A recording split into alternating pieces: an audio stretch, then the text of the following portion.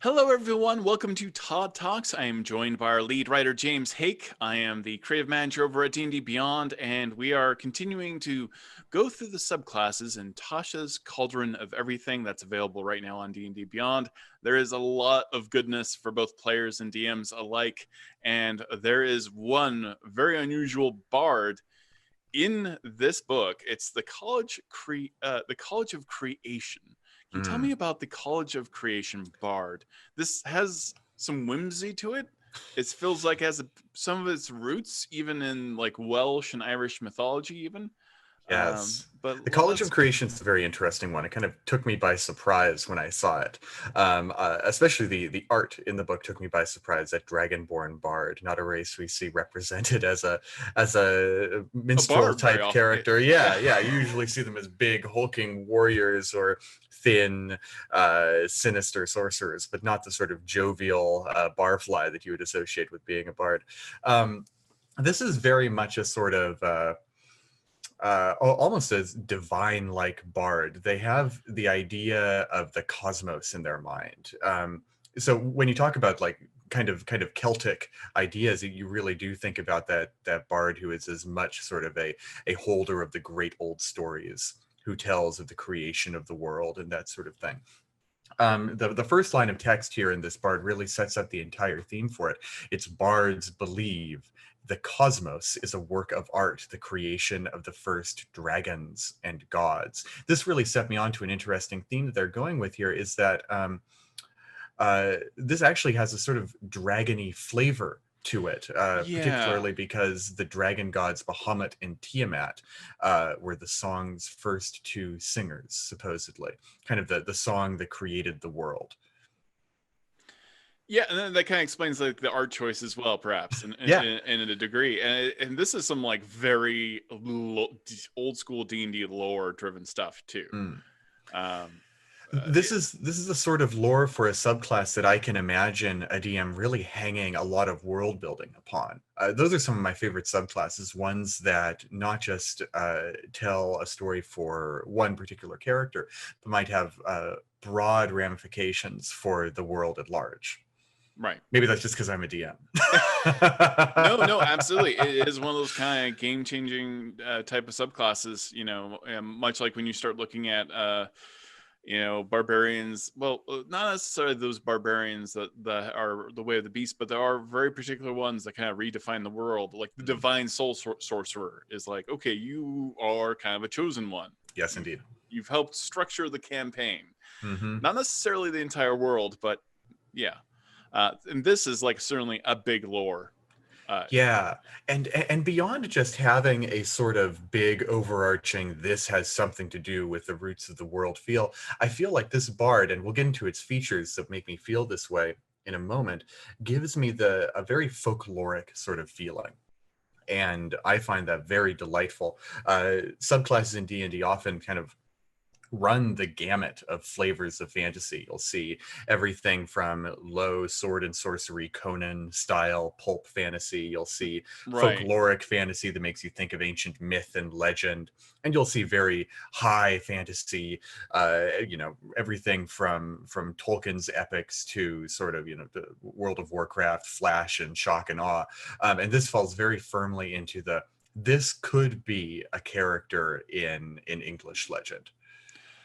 Yeah, absolutely. And we see this a little bit also in the Rune Knight, in the fact that this Mm. is a deep dive into actual D&D lore as well. These are symbols that have been used before, designed by Richard Witters, and also they're very tied to the types of giants that exist in the D&D world. Yeah, Let's go that's an ahead and, inter. oh, sorry, let's Sorry, go I ahead and just jump wanted. in though. Yeah. Yeah, so first off, at third level, when you are a Bard College of Creation, you get this mote of potential. Whenever you give a creature a bardic inspiration die, you can utter a note from the Song of Creation itself to create a tiny mote of potential, which orbits within 5 feet of that creature. This mote is intangible, it's invulnerable, and it lasts until the bardic inspiration die is lost. The mote looks like a musical note, a star, a flower, another symbol of art or life that you choose. This is kind of video gamey in a way for me as well. When the creature uses its bardic inspiration die, that moat provides an additional effect based on whether the die benefits an ability check, an attack roll, or a saving throw, as detailed below. Yeah, and then 3 different effects for 3 different types of things you can use the bardic inspiration die on. Yeah, run through those. So now your bardic inspiration, not only, bardic inspiration is great already, but now your bardic inspiration is flavored. Mm-hmm. So yeah, so versatility, like everything in Tashas, is the name of the game here. When you use an ability check, it essentially gives you advantage, so to speak, on your bardic inspiration die roll. Roll it twice, take the better. If you're doing an attack roll, the moat explodes with bardic power that deals additional damage based on the die you rolled in an area, not just against a single target. Mm-hmm. Though I should say the way it's worded, it also does it to the single target as well. And on a saving throw, you also gain temporary hit points in addition to possibly passing the save. So these are all very cool effects. I think if you wanted to tie it into another setting, this ability feels very much wild mount to me.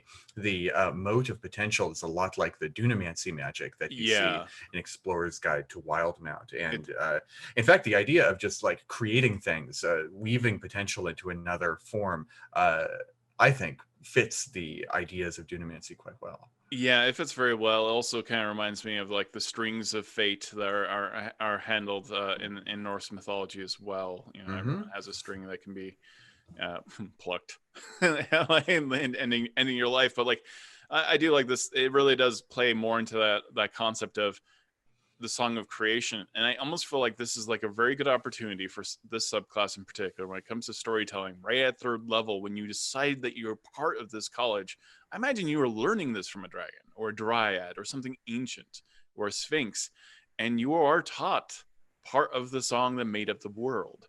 Yeah. I feel like if you've read Tamora Pierce fantasy books, or maybe even Ursula K. Le Guin fantasy books, this would feel right at home there. Right. It's if you were to pull all of the D&D spell slot fanzine style magic out of this, which, you're a bard, you're a 9th level spellcaster, that's the normal way of things for you, you would still have a very cool character who has magical abilities to feel right at home in a fantasy novel. I think also there's, and I have not finished the books, but like, His Dark Materials, for example. This kind of fits into that possibility as well. It's been about 10 years since I read those books, but I do like them a lot. It's just going to dust off the old brain pen. I do enjoy the show. So also at 3rd level, we have Performance of Creation. As an action, you can channel, and we're seeing this a lot. At 3rd level, you're getting a lot of bang for your buck in a lot of these subclasses from Tashas. Really establish that flavor hard. Yeah. Yeah, like you want to know who you are at 3rd level, and they're very, very aware of that. I would say things like the Blade Singer were not quite designed in that manner, right? Initially, that are a bit older. Like you really come online as a Blade Singer around 6th. Right. But now 3rd level, you're basically what you want to be, and then we grow from there. So Performance of Creation. As an action, you can channel the magic of the Song of Creation to create one non-magical item of your choice in an unoccupied space within 10 feet of you. This item must appear on a surface or in a liquid that can support it. The gold piece value of this item cannot be more than 20 times your bardic level. The item must be medium or smaller. The item glimmers softly, and a creature can faintly hear music when touching it. The created item disappears after a number of hours equal to your proficiency bonus. There we go again. For example of items you can create, look at the equipment list from the player's handbook. Once you create an item with this feature, you can't do so again until you finish a long rest, unless you expend a spell slot of 2nd level or higher to use this feature again. You have only one item created by this feature at a time. If you use this action, you already have an item of that, using this feature. It disappears, of course. The size of this item you create can change later on, depending on the size category, depending on what level you are. 6th level, then to 14th level. This is interesting because at 6th level, you can create a large item. 14th level, you can create a huge item. Mm-hmm. This is going to be very illusion heavy in terms of, again, dungeon master and player interaction and understanding. So I think very specifically we're talking about this liquid and the surface, because it doesn't mean that you can summon a 500-pound boulder over someone's head and then let it drop and squish them. Right. It has to start off on a surface. Amusing, however, still is that if you make a perfectly round object on, say, a hill, things still can get quite rough very quickly. I don't know if I would say that, them saying that it has to support this object, that's not supporting that object. But if it needs a gentle push, it needs a gentle push. This is a bard who can create anything for any kind of occasion, including catapults, catapult ammo. It's an interesting ability. It's an ability that takes a lot of thought from the player and the DM. Yeah, I love this ability. I think of all of the College of Creation abilities, this one is my absolute favorite. And I love it so much, I want it to be even better. You know what I mean? When you're a College of Creation bard, I'm thinking of, if you're 20th level, you're a 20th level College of Creation bard, you are someone who knows how to sing the song creation itself. You have the music of the gods within you. I can just see, going on a great voyage, something like, Theseus sailing for Crete in Greek mythology or something like that. You sing the song of the gods. I can imagine a bard like this creating a ship out of thin air. And that's such an evocative image. The mechanics don't quite support it because of that gold piece limit. 20 times your bard level isn't nothing, right? Being able to, conjure a 400 GP worth item at 20th level isn't, nothing at all. But, when a warship costs 25,000 gold pieces, it's like, oh, can't quite do that. No, but still. And that's where, this is give and take with the dungeon master, and you have a lot of opportunity for story. But you're right. I mean, I would say this is one of the heavier subclasses in terms of affecting the game for not only the rest of the players, but the dungeon master as well, and what type of campaign you're going to be having. Yeah, if I were DMing for a bard like this, I haven't run the numbers, I haven't quite done the math, but I would want to give them that fantasy. And so the thing that leaps out to me immediately, the mechanical string that I feel like I could pull on is you can only do so once per long rest unless you expend a spell slot of second level or higher to do it again. We've established there is a spell slot trade-off. This ability is roughly equal to a second level spell slot. Yeah. So, if you want to be a bard and spend your 9th level spell slot to make something really wild, then what's the multiplier on the gold piece cost that a 9th level spell gives you, right? And I haven't run the numbers, but I'm like, I'd let them summon a warship if they paid a 9th level spell slot. Yeah. And not to get too into the weeds in terms of story, but again, with Matthew Mercer's Dunamancy, I like the idea of being able to sing, and maybe this is a song of creation, but also of potentiality, in the sense that you summon this bridge from another world to your world. And then that kind of cracks me up in the sense that maybe that bridge no longer exists in the world that you stole it from. Right.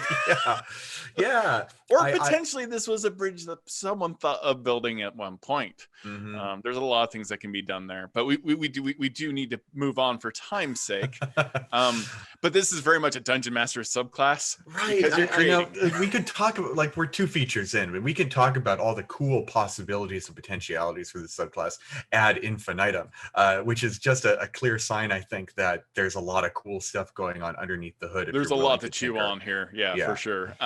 Animating performance. Tell me about this. Okay, this is your 6th level feature in College of Creation. As an action, you can choose a large or smaller non-magical item you can see within 30 feet of you and animate it. It uses the dancing item stat block, which is provided below, which uses your proficiency bonus. And this animated item is friendly to you and your companions and obeys your commands. It lives for an hour or until it's reduced to 0 hit points or until you die. Not you're knocked out or reduced to 0 hit points or incapacitated, but death. Your death will stop this item. In combat, the item shares your initiative count, but it takes its turn right after yours. It can move, use its reaction. But unless you use your bonus action on your turn to command it, it can only take the dodge action. We see this in keeping with, I believe it's the Artificer's Steel Defender as a new way of commanding pets. You have to use your bonus action to get to do anything but dodge. And it has actions that are in its stat block, like its Force Empowered Slam. And when you use your Bardic Inspiration feature, you can command the item as part of the same bonus action used for Bardic Inspiration. I think that's a very nice touch. That's very generous. It keeps you from being locked down with your 2 bonus actions that you would very much like to take in this subclass. So streamlining it feels very good for you. Yeah, and it prevents you from having to stop being a bard. Yes. Bardic inspiration is what you do. I mean, it's got your name right in it. Yeah. Yeah. A paladin smites, a warlock eldritch blasts, and a bard inspires. Yes, precisely. And a bard inspires. So please don't take that away from me. So don't stop doing that. Yeah. Yeah. By looping me through this bonus action, trying to thread the bonus action all the time. So that's really awesome. I think this is very evocative. It does remind me a little bit of Fantasia and having like a broom, having everything dance around you and everything. Yes. This is really kind of fun and cool. This is a very unusual bard. I like that you can just sing a construct into existence. And again, we've got immutable form. It's immune to any spell or effect that would alter its form. It's got an irrepressible dance. This is its most unique feature, I think. Allows you to buff or debuff other creatures' movement speeds. Not a whole lot, but a little bit. 10 feet up or down in any direction. I feel a little bit of Disney inspiration here. Yes. Yeah. Yes, there's more than a little of that. There's a little bit. Okay, at 14th level, we have Creative Crescendo. Yes. When you use your Performance of Creation feature, you can create more than one item at once. The number of items is equal to your charisma modifier. You probably have a very high charisma modifier at this point, probably like a +3 or 4 or 5.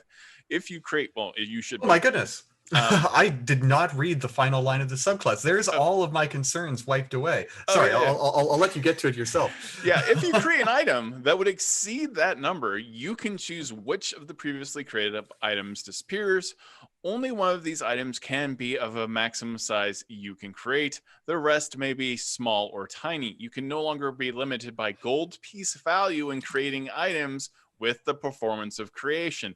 This makes it very much on par to say the illusionist that can basically make their illusions real. Yeah. This is both this is a great thing for a player and a nightmare for a DM. There's my warship fantasy right there. Yeah. You really are. I would, more than the divine soul sorcerer even, you are effectively a god. Right? Like you have that godlike power, just a little spark of it. I see you being able to play this in multiple ways. Again, like you're changing reality to your whims. Something there's a wall where there was no wall. No gold piece restriction. Holy, you can just run around making statues of yourself for fun. Yeah. And by the time you hit this 14th level capstone, are we really that concerned with gold? Gold. Yeah, we still are, but there is one limit still on my warship fantasy, and its size. You can't make an item larger than huge with this feature, which does stymie my dreams a little bit. It does stymie, but you can make a decent ship. Yeah, you can make a little something. A little make an apparatus of Qualish. You've seen that legendary submarine before. Let's just make one of those. Yeah, well, you can get up to huge, right? I'm pretty sure it's got to be a non-magical item, though. I'm very much trying to bend the rules. If it runs on Steam, it runs on Steam. So I feel like my bad instincts here are the sort of bad instincts that any player who gets a subclass will start fomenting in their brains. I will say, in my own experience, and I am absolutely someone who has caused this themselves. Sometimes dungeon masters can make the worst players. Much like a doctor is the worst type of patient. So I think we've all seen it. We're all guilty of it. I certainly am as well. So I would quake in fear as my DM decided to play. My former DM decided to play. Yes. Oh, I would be Call such it. an Oh, impish he's got creation thoughts. bard. Yeah, he's got thoughts. So let's move on from that. I think this is a again. I love that you can play this in multiple ways. You can play this as you know exactly the fabric of the weave and how to manipulate it, or you can bring things from other versions of reality in and out. Using Dunamancy. There's a lot of different ways to flavor this in an exceptionally fun way. It scares me a little bit because what's real and what's not at this point, which is also kind of fun. That's why I like True Polymorph. So it's reality bending stuff. Kind of like almost not on an Inception level, but like I'm concerned to roll with someone who can just like make things appear when he sings. So first off, question: making fake keys with this bard, and it's performance of creation. Not quite a question. If you knew exactly the layout of the interior of that lock, that would perhaps work. If you were looking at the key, I would say that would work as well. Maybe if it was a really complex key, a perception check or investigation check, but I really don't feel like you would have to. I don't feel like where it matters, I feel like you should be able to make a fake key. Yeah, I think so. If you just had a lock to go off of, I'd be like, I mean, no. But if you had a key and you wanted to copy it, I think no problem. For sure. At the very least. That's not breaking the game in any way. Draven Dresden, question: is the creation bard kind of like a playable but less powerful Koatoa? Kind of. You're not creating life or a god. But I do like the idea of a playable Koatoa. Yeah. If you're tuning in for the first time and don't know what we're talking about, Kuo-toa are Underdark fish people who are known for making their own weird gods by sort of kit bashing creatures together. Creatures or statues. Yeah. Their greatest god, Blibdualpoop, is like a statue of a human woman with some like lobster parts smashed onto her. And they just go about making these divinities for whatever they see fit. I've had so much fun with Koatoa in terms of like, you find a village and they're trying to make a new god, or their services have been, requisitioned, or they've been manipulated into creating a god because people are aware of their power. I love that Koatoa are like such a very low level encounter, are capable of this terrifying feat. That makes them very fun, and so that's the origin of that. They're such a weird, almost benign evil, they're a benign, weird Lovecraftian evil, and that. I mean, potentially not benign at all. Right, first level. They may try to capture and eat you, but if you're like from a safe distance, you're just like, wow, what weird people these are. What strange fish we've found. And there's weirder tie-ins still with the mind flavors as well. So it is this weird intersection. All weird things. All weird roads in D&D lead back to the mind flayers. Indeed. So another question we've got is: can the creation be used for material components, i.e. a 30 gold piece diamond? Ooh. Well, I mean, once you hit that capstone at 14th level, I mean, I have no complaints against it. I have no complaints. Why not? I'm more curious as a DM what goes wrong if you do. I will allow it, but maybe you summon back the wrong person, or like, I don't know, like, or maybe they have like a weird radioactive feat now, right? Like there's some kind of weird, I feel like there's something fun you can do there, right? You resurrect someone using a thing created by the Song of Creation. Maybe now they have a little quirk of that own song. Maybe they always hear the Song of Creation drifting through their mind. Or maybe you effectively create a permanent simulacrum. Yeah. And it's not actually them. I did this terrible thing to Lauren Urban where she herself was playing a simulacrum and didn't know. Yeah. Very touchy ground, by the way. I mean, you gotta be real careful. Be careful about that one. Take agency away from your player on that. So provide them lots of opportunities to realize they aren't them. That's my recommendation. Go ahead. If you wanted to be a very sort of heroic, grand fantasy sort of person, no problems with that at all. Maybe even no consequences. But Yeah, the more totally. fairy tale and folkloric you want to get, the more you might want to bring weird quirks. It does remind me into of Dragon Slayer, where that's always like turning lead into gold, turning coal into diamonds. Very very old school fantasy. So we've got another question here. What are the hit points of an animated object? How are they determined? They're determined in the stat block provided here. And it's all very much based on your level and your proficiency bonus. In short, the hit points of this animated object are 10 plus 5 times your bard level. Easy peasy calculation. Right. Okay. Let's see. So another question we've got here is great party members for creation of bard. I was thinking life cleric, any kind of sorcerer. I don't know, for creation bard, like what else? I mean, I think if you got a creation bard and a wizard illusionist, you got some real troubles. You've got the creator and the pretender too. How can you know what's fake? One of us tells the truth, the other one only lies. I mean, and I can see a rivalry between a creation bard and an artificer that just stands to reason. You feel like they're kind of stepping on your territory. I know. It's like, dude, back off. You sing? I don't think this so. is my thing. Thanks. I got this degree 10 years at like Sharn College. Oh, Sharn College. I would love to see a barbarian, someone who's great at making things, the other's great at breaking things. Together they fight crime. It's like werewolf guy. Yeah. That's great. I love that. Question: how are the hit points? Yeah, we've already answered that in the AC. Those do scale a bit. Tasha's Cauldron of Everything is available now on D&D Beyond. Purchase before January 5th to unlock the Cauldron dice set, as well as character sheet backdrops, themes and frames.